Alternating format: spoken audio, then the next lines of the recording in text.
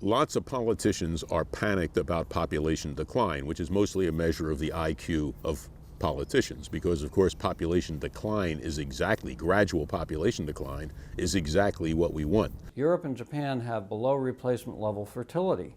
And so people have been saying, wow, we're going to have the baby boom aging and going through retirement years with a very small working population. How are they going to maintain these people? We need to pay people to have more babies. And in fact, many European countries and some Asian countries like Japan and Singapore and Mongolia have instituted payments to couples to have more children. Well, what they miss, of course, is that we have fewer children for the working people to support. The dependency ratio is those under 15 and those over 65.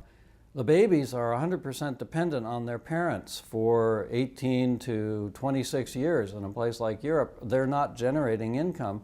So in fact, encouraging childbearing at a time of aged dependency is adding to the dependency burden of the population. Well, it's a hell of a lot easier to make those over 65 productive than it is to make those under 15 productive. So one of the things that's happening is we're actually getting a better dependency ratio. If Europe makes some slight adjustments on retirement age and some adjustments on their pension plans, they can solve this problem far more easily than encouraging people to have babies. If you want to keep the population growing, to keep the age structure with fewer old people and more young people, you either have to keep it growing forever, which seems unlikely, or you have to say, okay, we got all kinds of hideous problems now in the environment and resource shortage and so on, but let's push off the solution of those to more and more people later in the game. It's much easier to solve this problem in a sustainable way by making changes in the retirement age than it is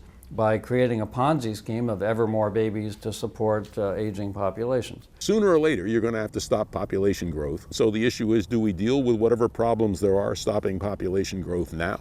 Or do we pass them on to our grandchildren? Whoa, whoa, whoa.